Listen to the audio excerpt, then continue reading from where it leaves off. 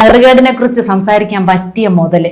കടമെടുപ്പ് സർവകാല റെക്കോർഡിൽ എത്തിച്ച് 100 കോടി മുടക്കി ഇപ്പൊ തുടർമുടിവിന്റെ വാർഷികം ആഘോഷിക്കാൻ ഫ്ലെക്സ് നാട്ടുന്ന നെറുകേടിനെ കുറിച്ച് എന്താണ് നീതിദേവതയുടെ അഭിപ്രായം? മുടി മുറിച്ചും മണ്ണിലുരുണ്ടും അർഹമായ ജീവിതമാർഗത്തിന് വേണ്ടി രാപ്പകലില്ലാതെ കരഞ്ഞും വിയർത്തും മാസങ്ങളായി സെക്രട്ടേറിയറ്റിന്റെ മുന്നിൽ ചോദ്യചിഹ്നങ്ങളായി തുടരുന്ന പെണ്ണുങ്ങളെ കളിയാക്കിയും പുച്ഛിച്ചും മൂറിച്ചിരിക്കുന്ന നെറികെട്ടവരെ കുറിച്ച് വിശുദ്ധ സദുദ്ദേശിക്ക് എന്തെങ്കിലും അഭിപ്രായമുണ്ടോ?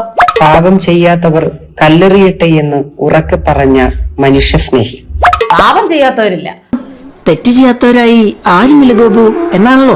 പക്ഷെ കൊന്നിട്ടും തിന്നിട്ടും തീരാതെ ഒളിഞ്ഞും തെളിഞ്ഞും പകപോക്കുന്ന ചില മഹാപാപികൾ ചെയ്തു കൂട്ടുന്ന കൊടും പാപങ്ങൾ ഞങ്ങൾ ആരും ചെയ്യുന്നില്ല. എത്ര സത്യസന്ധമായി ജീവിച്ചാൽ പോലും ആൾക്കൂട്ടം കാര്യമറിയാതെ കല്ലെറിയും.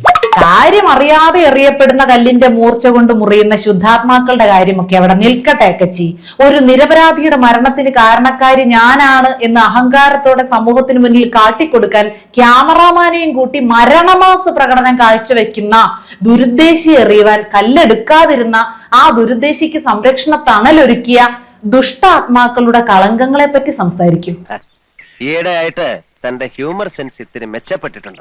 കുറെ ദിവസം പൊതുജനങ്ങളുടെ കയ്യിൽ പെടാതിരിക്കാൻ പാതാളത്തിൽ ഒളിച്ചിട്ട് മുകളിലേക്ക് കുതിക്കുവാനുള്ള സാഹചര്യം ഒക്കെ സജ്ജമാക്കിയ ശേഷം ഒളിച്ചുകളി അവസാനിപ്പിച്ച ഈ വിശുദ്ധയ്ക്കല്ലാതെ ഇത്തരത്തിലൊരു ഈസ്റ്റർ സന്ദേശം നമുക്ക് ഏകുവാൻ മറ്റാർക്കാണ് യോഗ്യത? തൽക്കാലം വിരമിക്കട്ടെ. നമോ വാഗം.